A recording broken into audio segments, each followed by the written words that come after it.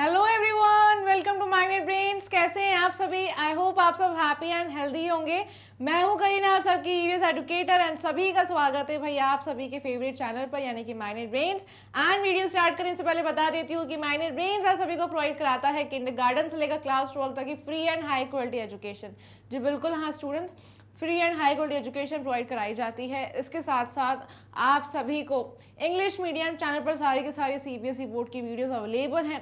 And हमारा एक Hindi medium channel भी है जहां पर आपको मिल जाएंगी क्लासेस 6 से लेकर क्लास 12 तक की सारी videos with 5 other state boards. वो कौन से 5 स्टेट बोर्ड्स हैं भाई? वो है UP board, Bihar board, Delhi board, MP board and Rajasthan board. ठीक है, तो आपको क्या करना है भाई, आप सभी स्टूडेंट्स के अगर फ्रेंड्स हैं, रिलेटिव्स हैं जो कि हिंदी मीडियम से स्टडी कर रहे हैं, उन सभी को इस हिंदी मीडियम चैनल पर जाकर ज्वाइन करवा लेना है ताकि उनको भी एजुकेशन का पूरा प्रॉफिट मिलता रहे। ठीक है, साथ में आप सभी के लिए अवेलेबल हैं फुल्ली ऑर्गेनाइज कोर्सेज जैसे कि Vedic maths and spoken English, जिसमें डेली प्रैक्टिस क्वेश्चंस भी प्रोवाइड कराए जाते हैं। ऑलराइट, एग्जाम टाइम में आपको फुल क्रैश कोर्स भी कवर करवाया जाता है बिना किसी टेंशन के। आपको सिर्फ अपनी स्टडीज को कंटिन्यू रखना है बिल्कुल हैप्पीली। ठीक है, और भाई e notes and e books का जो लिंक है वो आपको डिस्क्रिप्शन बॉक्स में मिल जाएगा, उसे ग्रैब करने के लिए लिंक को चेक करना बिल्कुल मत भूलिएगा। तो भाई आज हम सब क्या करने वाले हैं? आज हम सब चैप्टर 11 की एक्सरसाइजेस पर आ चुके हैं। हमने सारे पार्ट्स को कवर कर लिया था। भाई अगर आप में से कोई ऐसा स्टूडेंट है जिसने वॉच करना कोई भी वीडियो मिस कर दिया है तो भाई जाकर सबसे पहले वीडियोस वॉच कर लीजिए। एक्सप्लेनेशन वीडियोस बहुत ज़्यादा ज़रूरी है, इससे ही आपको एक्सरसाइजेस में हेल्प मिलेंगी। ठीक है ना, तो भाई एक्सप्लेनेशन अच्छे से वॉच कर लीजिए तो ही आप फिर एक्सरसाइजेस को अच्छे से सॉल्व कर पाएंगे। राइट, तो भाई आप सभी के लिए क्या रूल है, आप सबको क्या करना है, जितने भी स्टूडेंट्स हैं इस वीडियो को लाइक करेंगे, शेयर करेंगे, बाकी अपने सारे फ्रेंड्स के साथ जो भी क्लास 3 के फ्रेंड्स हैं जल्दी से उनको लिंक शेयर कर दो। ठीक है ना भाई, उनको भी बता दो करीना मैम आ चुकी है एक्सरसाइजेस लेकर। ठीक है, तो सब मिलजुल कर एक्सरसाइजेस को सॉल्व करेंगे। आपको अपना स्कोर नोट करना है और एंड में मुझे कमेंट सेक्शन में जरूर बताइएगा कि आपका क्या स्कोर रहा है। ठीक है ना, समझ गए आप सभी? चलिए, तो जल्दी से वीडियो को लाइक कर देना, शेयर कर देना इस वीडियो की लिंक को अपने बाकी सारे फ्रेंड्स के साथ, और पूरी वीडियो में अपना फोकस बनाए रखना, अच्छे से एक्सरसाइजेस को सॉल्व करना। ठीक है ना, हम अच्छे से समझेंगे, रीड करेंगे सारी चीजें, ठीक है, अंडरस्टैंड करेंगे, उसके बाद हम एक्सरसाइजेस के आंसर्स भी फाइंड आउट करेंगे। ठीक है, तो स्कोर नोट करना बिल्कुल नहीं भूलना है। चलो भाई स्टार्ट करते हैं स्टूडेंट्स। अब आप आ जाइए पेज नंबर 147 पर, लेट अस रिफ्लेक्ट। ठीक है, तो सबसे पहला ए पार्ट है राइट। ठीक है, और इसका पहला क्वेश्चन क्या है? What is the process of pot making? भाई पॉट कैसे बनाए जाते हैं, क्या प्रोसेस है, ये सब मैं आप सबको एक्सप्लेन कर चुकी हूँ, है ना। एक्सप्लेनेशन वीडियोस अगर गलती से मिस कर दिए तो मत करिएगा, बहुत ज्यादा जरूरी है वॉच करना। ठीक है, तो what is the process of pot making? आखिरकार पॉट्स कैसे बनाए जाते हैं? भाई जितने भी स्टूडेंट्स हैं मेरे साथ ये एक्सप्लेनेशन वीडियो वॉच किया है, अच्छे से समझा है, मेरे साथ पढ़ाई की है, तो भाई आप सब अच्छे से जानते होंगे। ठीक है, तो भाई चलिए आंसर देख लेते हैं। The process of pot making involves, क्या होता है ये प्रोसेस? Finding clay. सबसे पहले भाई क्ले फाइंड करनी होती है, एक अच्छी मिट्टी चाहिए बिल्कुल साफ सुथरी, उसमें कोई भी पत्थर ना हो, कोई भी पत्ते ना हो, है ना, कुछ भी चीजें नहीं हो, सिर्फ मिट्टी, एकदम प्योर मिट्टी चाहिए, है ना। उसके बाद प्रिपेयरिंग इट, फिर क्ले को अच्छे से प्रिपेयर करना पड़ता है। राइट, कैसे प्रिपेयर किया जाता है? जैसे घरों में हमारी मदर आटा गूंथती है ना, राइट, है ना, पूरा आटा से गूंथा जाता है, उसे नीड किया जाता है, डो बनाया जाता है, वैसे ही ये क्ले का भी डो तैयार कर लिया जाता है। क्ले ना ही ड्राई होना चाहिए और ना ही लिक्विडी, ठीक है, मतलब कि जैसे वाटरी नहीं होना चाहिए, ड्राई नहीं होना चाहिए, बीच की कंसिस्टेंसी हमें चाहिए रहती है ना। तो अच्छे से क्ले यानी कि मिट्टी का अच्छे से नीड कर लिया जाता है, डो कर लिया जाता है ना, डो बना लिया जाता है। देन शेपिंग पॉट्स, फिर उसके बाद वो जो स्पिनिंग व्हील है यानी कि जो पॉटर्स व्हील है उसके ऊपर क्ले को रखा जाता है और एक अच्छा सा शेप दिया जाता है, यानी कि पॉट के पॉट के जैसा शेप दिया जाता है ना, ऑन अ व्हील। ठीक है, समझ गए? Shaping pots on a wheel, जो भी पॉटर्स व्हील होता है, जो मैंने आपको एक्सप्लेनेशन वीडियो में समझाया था, ये जो पॉटर्स व्हील होता है इसके ऊपर बीच में क्या रखा जाता है? क्ले, है ना, और इसको स्पिन करते करते ये पॉट्स को अच्छे से हाथों से क्या देना पड़ता है? शेप देना पड़ता है। ठीक है, इस पॉटर्स व्हील के ऊपर फिर ड्राई करना पड़ता है, और ड्राई का होता है भाई स्किन में, यानी कि जो पॉटर्स का सबसे बड़ा ओवन होता है जिसे बोलते हैं किन, उसके अंदर इन पॉट्स को, इन सभी पॉट्स को अंदर डाल दिया जाता है। ठीक है, अच्छे से हीट किया जाता है, यानी कि ये जो पॉट्स हैं वो बेक होते हैं बहुत ही गर्म आग में, ताकि उसका ये जो मिट्टी का पूरा पानी सूख जाए, अच्छे से स्ट्रॉन्ग बन जाए पॉट्स और बेचने के लिए बाहर तैयार हो जाए। ठीक है, फिर जैसे ही बेकिंग हो जाती है इन पॉट्स की और बाहर निकाल के इनको ठंडा किया जाता है। जैसे ही पॉट्स ठंडे हो जाते हैं और फिर उसके ऊपर अच्छे से डिजाइन बनाई जाती है, पैटर्न्स बनाए जाते हैं। ठीक है ना। सो स्टूडेंट्स, ड्राई करने के बाद फायर में रखा जाता है, फायरिंग इन अ किल्न। ठीक है, ये किल्न क्या होता है? एक बड़ा सा ओवन है ना, ये याद रखिएगा, ये सबसे मेन है ना भाई, ये मेन वर्ड है, इंपॉर्टेंट वर्ड है। ठीक है, इसे आपको याद रखना है। ठीक है, तो जैसे ही बेक हो जाते हैं सारे पॉट, स्ट्रॉन्ग बन जाते हैं और उसके बाद ठंडा कर दिया जाता है बाहर हवा में और अच्छे अच्छे सुंदर सुंदर पैटर्न्स बनाए जाते हैं, पेंट किया जाता है। ठीक है, समझ गए आप सभी? तो ये पूरा प्रोसेस है, बहुत ही सिंपल है। ऑलराइट, चलिए अब क्वेश्चन 2 पर आ जाते हैं। How do artist gate ideas for there arts? बिल्कुल, ये भी हम समझ चुके हैं कि जो आर्टिस्ट होते हैं, जो ड्राइंग्स बनाते हैं, पेंटिंग्स बनाते हैं, है ना, या तो फिर इन पॉट्स के ऊपर जो कलाकारी करते हैं, पैटर्न्स बनाते हैं, अच्छे से डिजाइनिंग करते हैं, कलर्स करते हैं, पेंट करते हैं अच्छे से, तो ये आर्टिस्ट के पास आइडिया आखिरकार आता कहाँ से है ना। ये जो आर्ट वर्क होता है पूरा, ये आर्ट वर्क के लिए आइडियाज कहाँ से आते हैं? ठीक है, समझ गए आप सभी? चलिए आप स्टूडेंट्स देख लेते हैं कि भाई आर्टिस्ट के पास कहाँ से आइडियाज आते हैं। Artist gets ideas for their art from nature. बिल्कुल सही, हम ऑलरेडी ये सारी चीजें डिस्कस कर चुके हैं, है ना, कि भाई एनिमल के स्किन के ऊपर इतनी लाइक जो एनिमल के स्किन्स है ना, जैसे आप ज़ीब्रा को देख लीजिए, पीकॉक को देख लीजिए, पीकॉक के फेदर्स, है ना, जिराफ की स्किन, लेपर्ड, ये सारी चीज़ें हम डिस्कस कर चुके हैं, है ना। ये सारे एनिमल्स की जो स्किन होती है इनके ऊपर बहुत डिफरेंट तरीके के पैटर्न्स बने हुए होते हैं, है ना। तो आर्टिस्ट के पास बिल्कुल आइडिया नेचर से ही आता है। तरह तरह के प्लांट्स एंड ट्रीज है हमारे नेचर में, है ना। इन प्लांट्स एंड ट्रीज की डिफरेंट तरीके की पत्तियां होती है, लीव्स होती है, राइट। आपने देखा होगा कुछ लीव्स ऐसी होती हैं, है ना, और भाई कुछ लीव्स ऐसे सिंपल होती हैं, राइट। कुछ लीव्स तो भाई एकदम बहुत ज़्यादा बड़ी होती हैं, इनके बीच में ऐसे लाइंस बनी होती है, राइट। तो ये आर्टिस्ट के पास सारे आइडियाज कहाँ से आते हैं भाई? नेचर से आते हैं, है ना। इतने तरह तरह की ट्रीज है, प्लांट्स हैं, प्लांट्स के ऊपर ये जो पत्तियां हैं, लीव्स है ना। यहाँ से आप एनिमल्स को देख लीजिए, ठीक है, बर्ड्स को देख लीजिए, पीकॉक को देखिए, पीकॉक के फेदर्स, बटरफ्लाई के ऊपर जो तरह तरह के पैटर्न्स होते हैं, राइट। इसके बाद तो भाई इतनी वैरायटी के फ्लावर्स है हमारे नेचर में, लोटस, रोज, है ना। तो ये आर्टिस्ट के पास ऑब्वियसली नेचर से ही सारे आइडियाज आते हैं, ठीक है, समझ गए। चलिए अब आगे बढ़ते हैं क्वेश्चन 3 की तरफ। What is skin? ठीक है, मैंने कहा था ना कि ये बहुत ज्यादा इंपॉर्टेंट है और क्वेश्चन आ सकता है, ठीक है। तो भाई स्टूडेंट्स, द पॉटर्स ओवन, यानी कि बहुत बड़ा सा ओवन होता है, ठीक है, एक बहुत बड़ा सा ओवन होता है।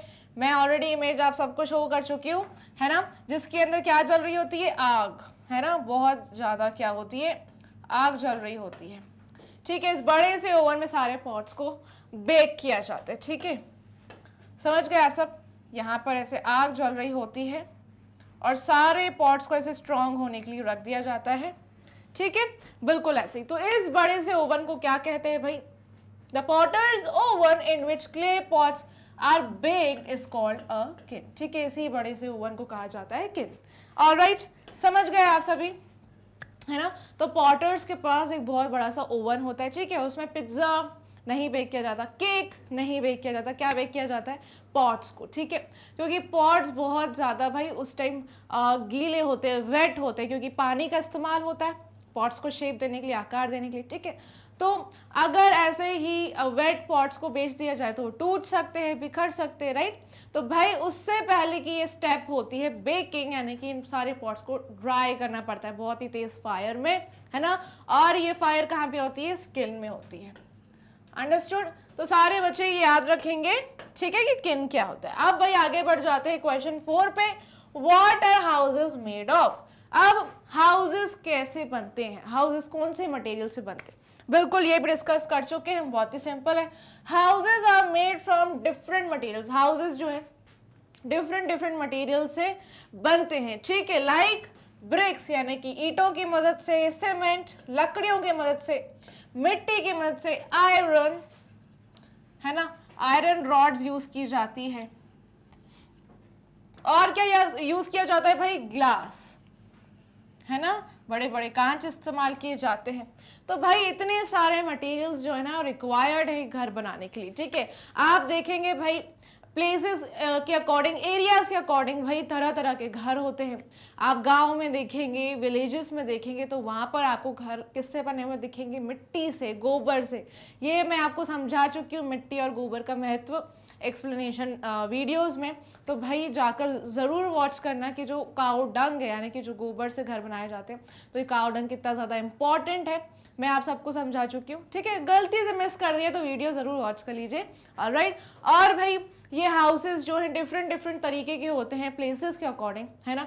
हिली रीजन्स पर लकड़ी के बने हुए घर होते हैं, जहाँ पर बहुत ज़्यादा फ्लड्स आती है, जहाँ पर बहुत ज़्यादा बारिश होती रहती है हर टाइम, तो वहाँ पर स्टिल्ट हाउसेस होते हैं। और स्टिल्ट हाउसेस यानी कि जो बैम्बू स्टिल्स यानी कि या तो फिर वुडन स्टिल्स के ऊपर ऐसे घर बने होते हैं, है ना, कि घर में बिल्कुल भी पानी ना आए, है ना, बाढ़ का पानी या फिर बारिश का पानी घर में एंटर ना हो जाए, इसलिए घरों को स्टिल्स पर बनाया जाता है, ठीक है।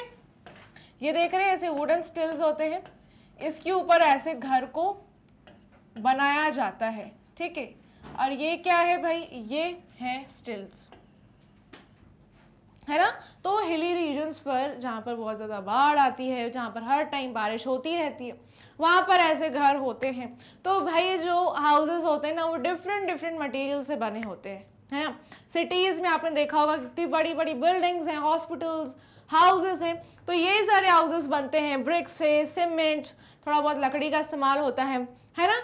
और क्या भाई, आयरन रॉड्स की मदद से, ग्लास की मदद से ये घर बने होते हैं शहरों में यानी कि सिटीज में, ठीक है। आप विलेजेस में देखेंगे तो वहां पर मिट्टी के बने होते हैं घर, राइट, समझ गए आप सब। चलिए, तो जो हाउसेस हैं भाई वो डिफरेंट टाइप्स के होते हैं, है ना, और भाई डिफरेंट मटेरियल से भी बनते हैं, ऑलराइट, समझ गए। चलिए अब आगे बढ़ जाते हैं स्टूडेंट्स।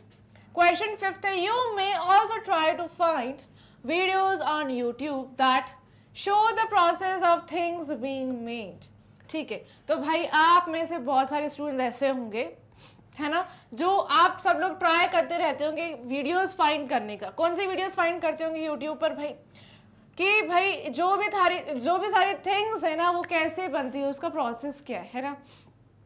जैसे जो ईंटें होती है, ईंट बनाने का प्रोसेस क्या होता है ना, ईंट कैसे बनती है, कैसे तैयार होती है। सो आप में से बहुत सारे स्टूडेंट्स ऐसे होंगे जो बहुत ज़्यादा क्यूरियस रहते होंगे हर टाइम और यूट्यूब पर सर्च करते होंगे मेकिंग वीडियोस, राइट। समझ गए कि सारी थिंग्स कैसे बनती है, प्रोसेस क्या है, तो प्रोसेस आप देखते होंगे यूट्यूब पर। So write down the steps in as much detail as possible. तो भाई आपको कुछ स्टेप्स लिखनी है कि भाई आपने कोई सी भी थिंग देखी है उसका प्रोसेस क्या है बनने का, ठीक है। So children can watch a video on YouTube showing the process of a thing being made and then can write different steps of making a thing।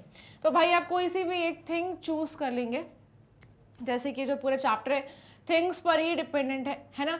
भाई जो पॉट्स है तो पॉट भी एक थिंग है, ठीक है, वो भी मैन मेड है, लेकिन वो थिंग के लिए बनाने के लिए, वो पॉट को बनाने के लिए कौन सी चीज़ें चाहिए, क्या क्या मेकिंग है, कैसे प्रोसेस है, कैसे बनाए जाते हैं पॉट्स, है ना।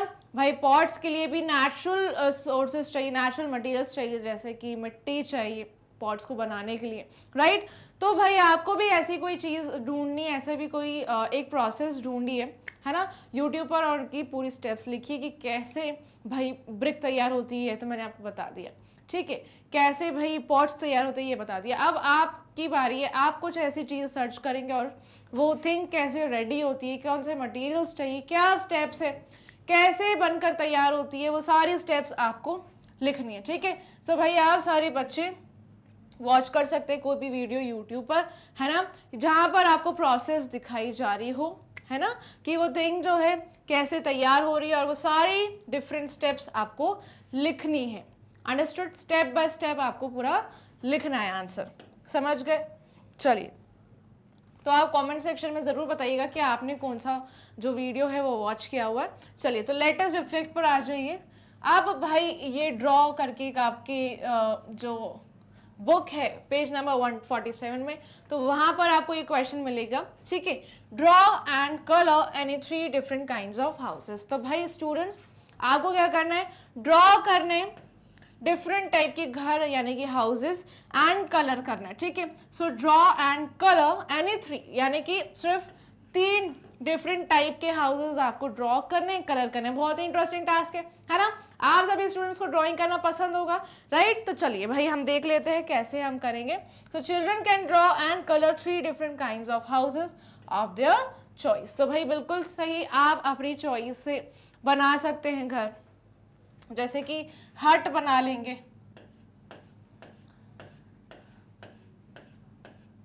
ठीक है। और हट बनाने के लिए हमें क्या चाहिए रहती है, ग्रास, हम ये पढ़ चुके हैं, है ना स्टूडेंट्स। और फिर जो नीचे का बेस होता है भाई वो कैसे बनता है, बिल्कुल मट से, ठीक है। तो चलिए मैं आपको अच्छे से ड्रॉ करके ही बता देती हूँ, है ना, आपको भी थोड़ी हेल्प मिल जाएगी। तो ये घास का इस्तेमाल कर लेंगे हम,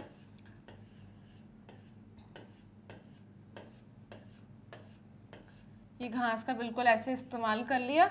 और फिर क्या चाहिए हमें, मिट्टी चाहिए। सो मिट्टी का कलर क्या होता है, ब्राउनिश, राइट। तो ऐसे करके आप घर बना सकते हैं, ठीक है। थोड़ी बहुत डिजाइनिंग कर सकते हैं, है ना। कैसे डिजाइनिंग करेंगे, पैटर्न्स डाल सकते हैं थोड़े बहुत। चलिए, है ना, बिल्कुल ऐसे ही आपको भी क्या बनाना है, घर बना लेना है, ठीक है। तो आप अपनी क्रिएटिविटी दिखाइए और जल्दी से ऐसे ही इसी टाइप का कोई घर बना लीजिए जल्दी से, ठीक है। तो ये आपके ऊपर डिपेंड करता है आप कितने टाइप के हाउसेस बना रहे हैं। जैसे कि हमने हाउस बोट देखी थी, तो अब हाउस बोट बना सकते हैं स्टूडेंट्स, है ना। हाउस बोट कहाँ पर होती है भाई, पानी में, है ना। बोट के ऊपर ऐसे घर बनाया हुआ होता है पानी में। तो भाई हम अच्छे से एक नाव बना लेंगे, ठीक है स्टूडेंट्स। कौन से कलर की बनाए हैं जल्दी बताइए। चलिए ब्राउन ही ले लेते हैं, है ना। ऑल राइट, तो भाई स्टूडेंट्स ऐसे करके आप बोट बनाएंगे सबसे पहले, और इस बोट में हमें क्या बनाना है, घर बनाना है, ठीक है।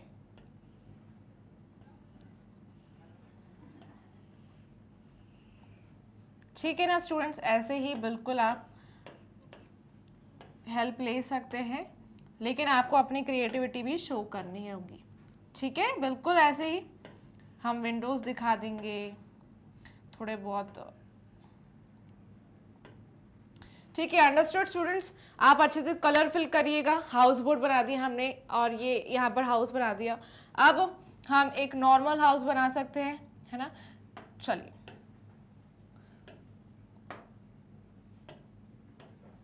ठीक है।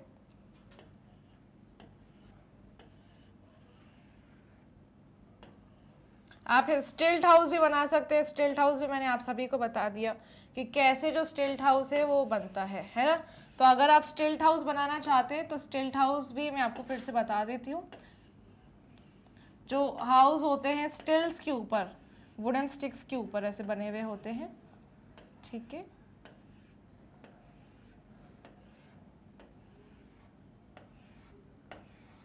समझ गए, बिल्कुल ऐसे ही आप बना सकते हैं, है ना। तो स्टिल्स के ऊपर ये घर बने होते हैं जहाँ पर बहुत ज़्यादा बारिश होती रहती है, बाढ़ आती है, राइट।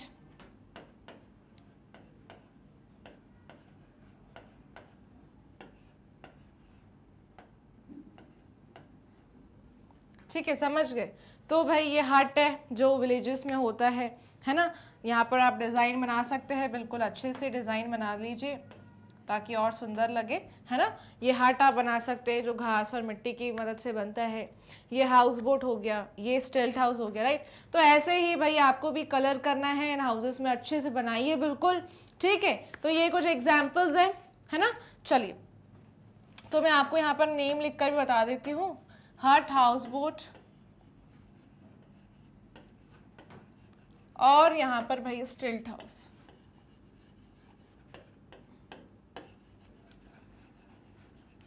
समझ गए आप सभी?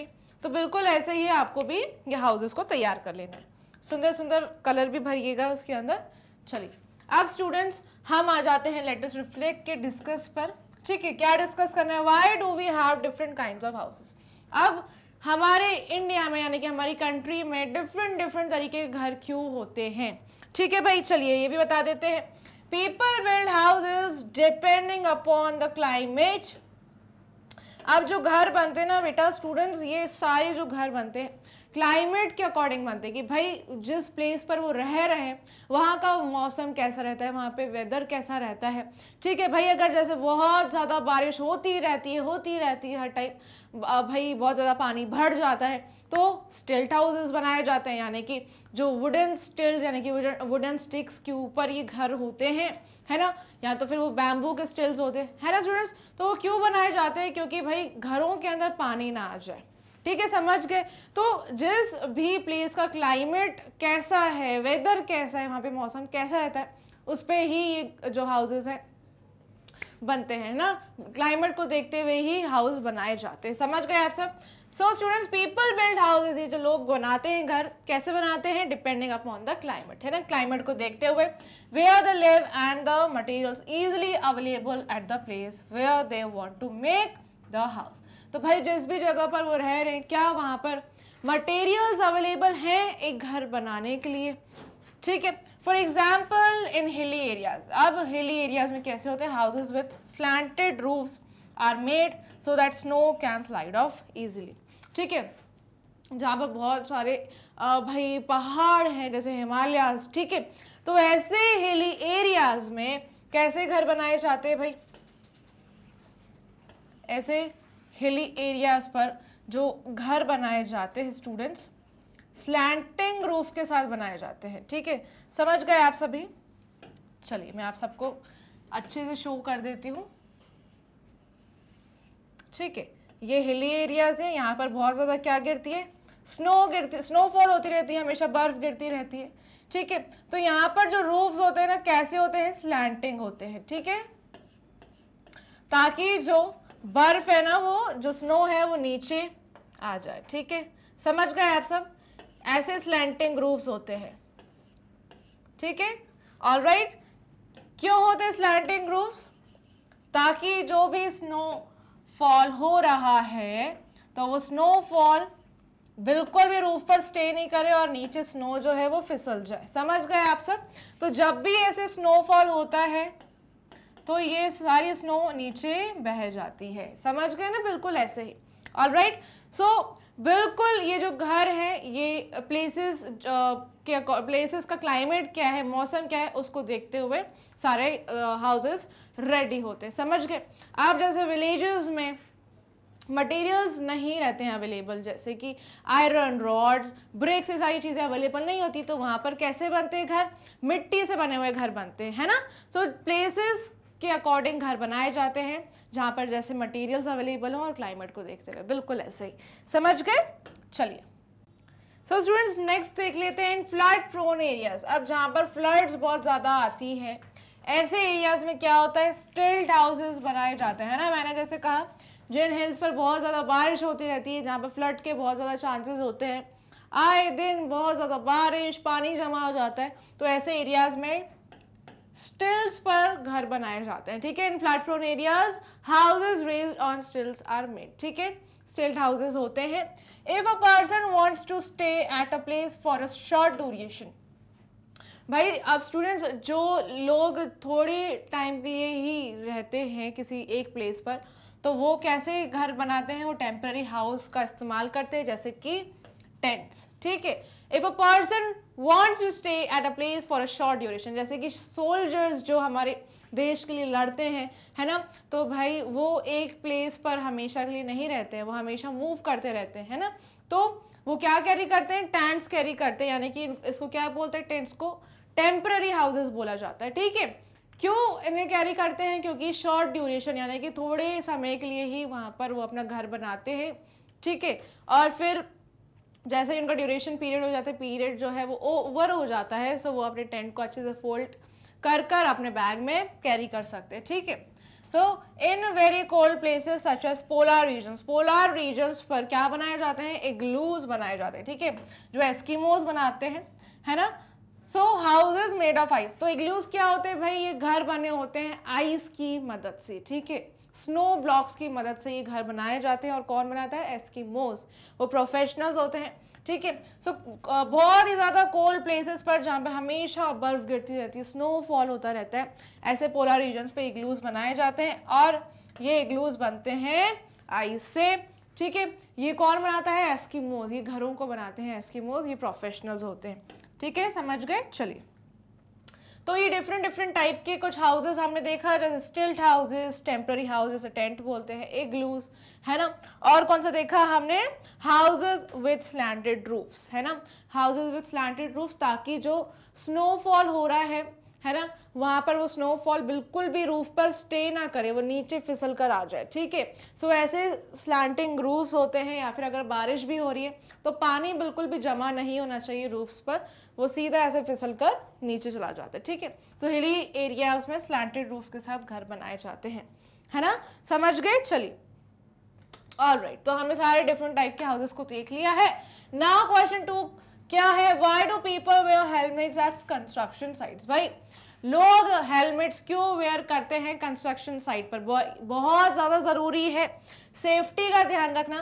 People wear helmets at construction sites to protect their heads in case they meet with an accident, ठीक है। भाई कंस्ट्रक्शन साइट्स पर इतनी ज्यादा हार्मफुल चीजें होती है ना, जैसे कि सैंड, स्टोन्स, आयरन रॉड्स, वहां पर लगातार काम चल रहा होता है, एक बिल्डिंग बनती है ना। तो जो लेबर है भाई, जो वहाँ पर जो लोग काम करते हैं, वो सारे सामानों को इधर से उधर फेंकते हैं, है ना। तो भाई कंस्ट्रक्शन साइट पर कोई भी चीज़ से आप टकरा सकते हो, कोई भी पत्थर आपके सर पर आकर गिर सकता है ना, क्योंकि उस साइट पर क्या चल रहा है भाई, कंस्ट्रक्शन चल रहा है, काम चल रहा है। तो ऑब्वियसली हमें अपनी सेफ्टी का ध्यान रखना ही चाहिए, हमें ऑब्वियसली हमेशा क्या वेयर करना है, हेलमेट, ठीक है।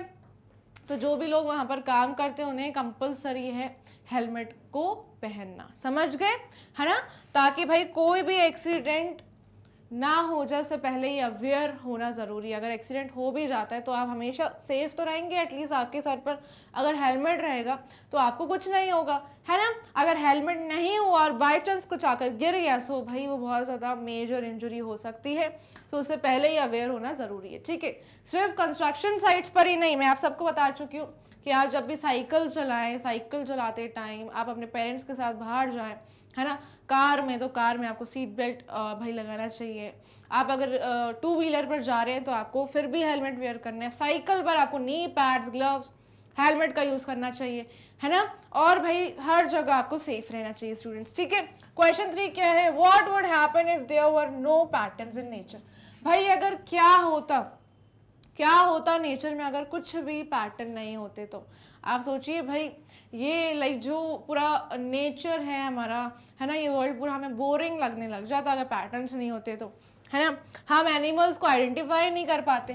तो students, patterns help to recognise different things. भाई पैटर्न्स की वजह से ही हम डिफरेंट थिंग्स को रिकॉग्नाइज कर पाते हैं। जैसे कि अगर पीपल ट्री है तो पीपल ट्री का जो लीफ होता है वो कुछ ऐसा होता है ना स्टूडेंट्स। तो हम तो भाई पहचान ही नहीं पाते अगर सारे लीव्स सेम होते हैं, भाई सारे लीव्स एक जैसे होते तो क्या हम रिकॉग्नाइज कर पाते, बिल्कुल नहीं कर पाते। भाई इस नेचर में, हमारे नेचर में बहुत सारे पैटर्न्स हैं, तभी तो हम चीज़ों को आइडेंटिफाई कर पाते हैं, है ना, समझ गए। So students, they also inspire artist. अब ये जो पैटर्न्स है ना, ये आर्टिस्ट को पैटर्न्स की वजह से क्या मिलती है, इंस्पिरेशन मिलती है, ताकि आर्टिस्ट न्यू डिजाइन्स बना पाए, ठीक है।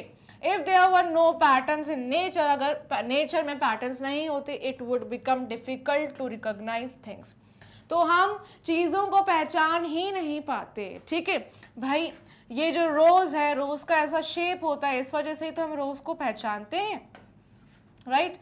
लोटस का ऐसा शेप है, तो इस शेप की वजह से, इस पैटर्न की वजह से ही हम पहचानते हैं, राइट। अगर भाई सारी चीज़ें सेम होती, इस वर्ल्ड में सारी चीज़ें इस नेचर में सेम होती, है ना, तो क्या हम रिकॉग्नाइज कर पाते? नहीं कर पाते, ठीक है students. So because of less inspiration the creativity of the artist will also become less, है ना। तो भाई अगर इस नेचर में सिर्फ लिमिटेड चीज़ें होती, भाई पत्ती का शेप हमेशा ऐसा होता, तो आर्टिस्ट को भी जो इंस्पिरेशन है वो नहीं मिल पाती और ना ही वो न्यू डिज़ाइंस क्रिएट कर पाते, उनका माइंड ही नहीं वर्क करता, है ना।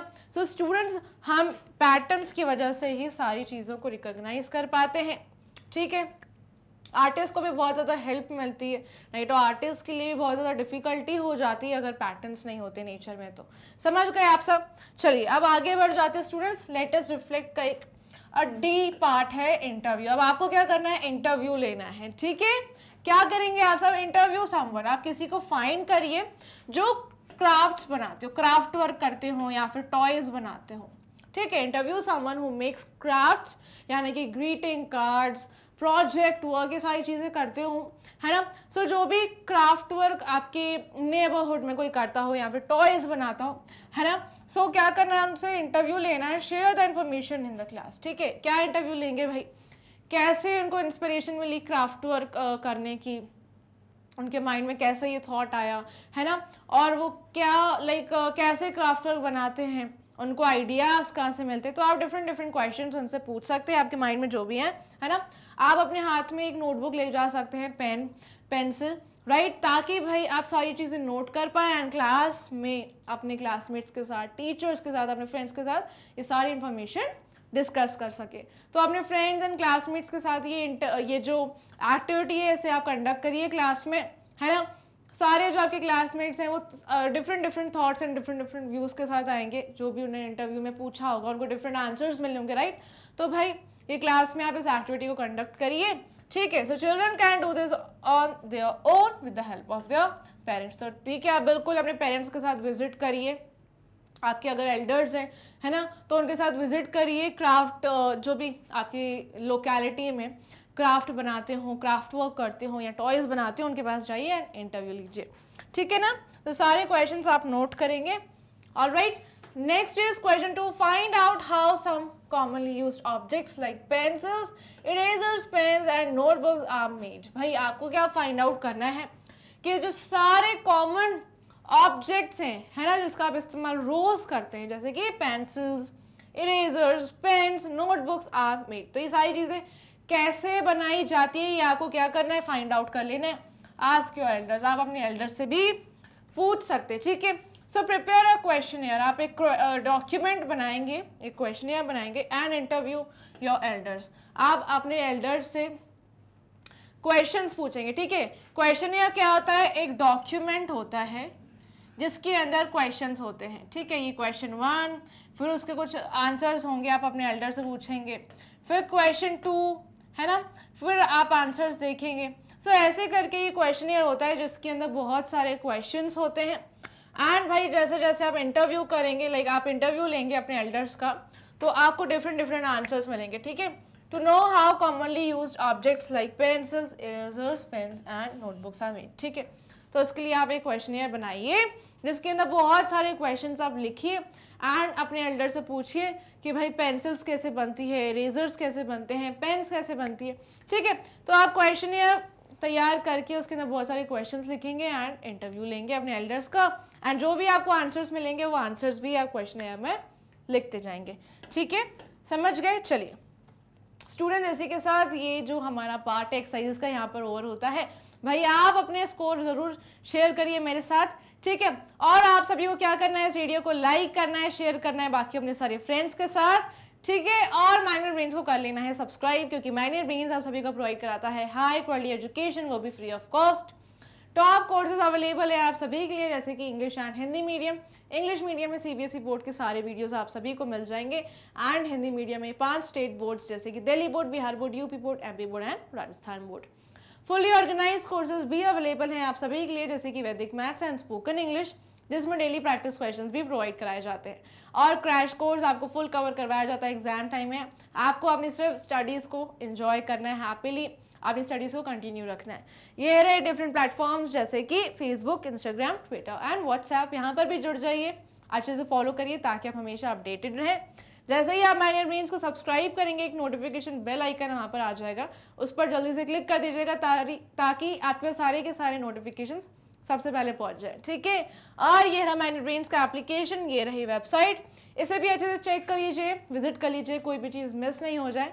E notes and e books का जो लिंक है वो डिस्क्रिप्शन बॉक्स में गिवन है, उसे ग्रैब करने के लिए लिंक को चेक करना मत भूलिएगा। सो फिर मिलेंगे स्टूडेंट्स, तब तक के लिए bye bye, take care, keep learning.